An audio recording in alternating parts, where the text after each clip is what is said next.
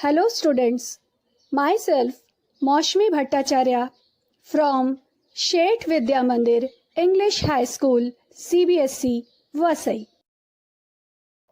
आज मैं आपको कक्षा 8 भारत एक खोज का पाठ 5 नई समस्याएं समझाने जा रही हूँ। प्रस्तुत है पाठ का चतुर्थ खंड। फारसी भाषा दरबार की सरकारी भाषा बन गई और फारसी के बहुत से शब्द बोलचाल की भाषा में प्रवेश कर गए। इसके साथ ही जन भाषाओं का भी विकास हुआ। भारत में जिन दुर्भाग्यपूर्ण बातों में वृद्धि हुई उसमें एक पर्दा प्रथा थी। ऐसा क्यों हुआ यह स्पष्ट नहीं है, पर भारत में पर्दा प्रथा का विकास मुगल काल में तब हुआ जब यह हिंदुओं और मुसलमानों दोनों में पद और आदर की निशानी समझा जाने लगा। औरतों को अलग पर्दे में रखने के लिए यह प्रथा उन इलाकों में ऊंचे वर्गों में विशेष रूप से फैली जहां मुसलमानों का प्रभाव सबसे अधिक था, यानी उस मध्य और विशाल पूर्वी देश में जिसमें दिल्ली, संयुक्त प्रांत, राजपूताना, बिहार और बंगाल आते हैं। लेकिन अजीब बात यह है कि पंजाब और सरहदी सूबे में जो मुख्यतः मुस्लिम इलाके थे, पर्दे की प्रथा उतनी कड़ी नहीं थी। दिल्ली में अफगानों की प्रतिष्ठा होने के साथ पुराने और नए के बीच एक समन्वय रूप ले रहा था। इनमें से अधिकतर परिवर्तन उच्च वर्गों में, अमीर उमरावों में हुआ। इनका असर विशाल जनसमूह पर, विशेषकर देहाती जनता पर नहीं पड़ा। उनकी शुरुआत दरबारी समाज में होती थी और वे शहरों और कस्बों में फैल जाते थे। इस तरह उत्तर भारत में दिल्ली और संयुक्त प्रांत इसके केंद्र बने, ठीक उसी तरह जैसे ये पुरानी आर्य संस्कृति का केंद्र रहे हैं। पर इस आर्य संस्कृति का एक बड़ा हिस्सा दक्षिण की ओर खिसक गया और हिंदू रूढ़िवादिता का गढ़ बन गया। हम यह देख रहे हैं कि बार बार जो है कोई भी आक्रमण करता है तो वह उत्तर भारत की तरफ से करता है। उत्तर भारत की तरफ से कई बार आक्रमण हुए, इसलिए जो भी बदलाव हुआ वो उत्तरी क्षेत्र में, भारत के उत्तरी क्षेत्र में हुआ। दक्षिण का हिस्सा बचा रह गया और उसने अपने हिंदुत्व को बरकरार रखा। जब तैमूर के हमले से दिल्ली की सल्तनत कमजोर हो गई तो जौनपुर संयुक्त प्रांत में एक छोटी सी मुस्लिम रियासत खड़ी हुई। पूरी 15वीं शताब्दी के दौरान यह रियासत कला, संस्कृति और धार्मिक सहिष्णुता का केंद्र रही। विकसित होती हुई आम भाषा हिंदी को यहाँ प्रोत्साहित किया गया और हिंदुओं और मुसलमानों के धर्मों के बीच समन्वय करने का प्रयास भी किया गया। लगभग इसी समय उत्तर में सुदूर कश्मीर में एक स्वतंत्र मुस्लिम शासक जैनुअल आबदीन को उसकी सहिष्णुता और संस्कृत के अध्ययन और प्राचीन संस्कृति को प्रोत्साहित करने के कारण बहुत यश मिला। पूरे भारत में यह नई उत्तेजना सक्रिय थी और नए विचार लोगों को परेशान कर रहे थे। भारत विदेशी तत्वों को आत्मसात करने का प्रयास कर रहा था और इस प्रक्रिया में थोड़ा बहुत खुद भी बदल रहा था।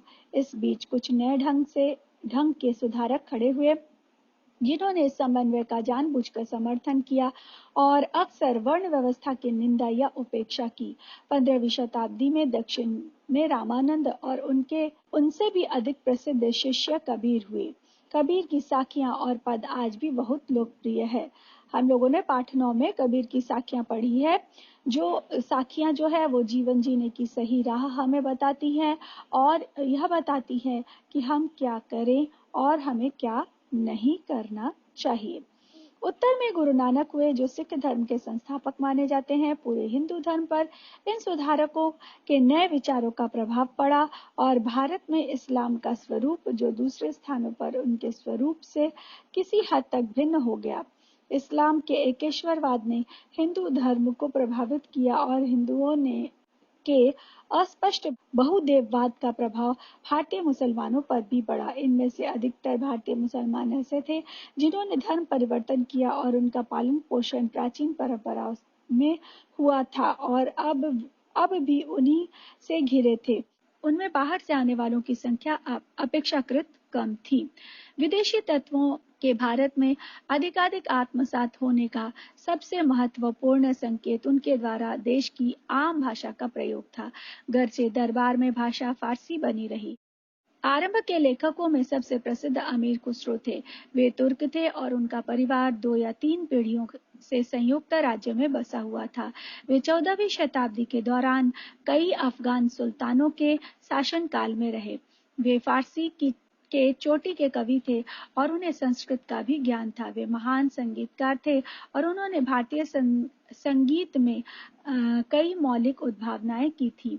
कहा जाता है कि भारत के लोकप्रिय तंत्री वाद्य सितार का आविष्कार उन्हीं ने किया था। उन्होंने ऐसे कई विषयों पर रचना की जिनमें भारत ने विशेष प्रगति की थी।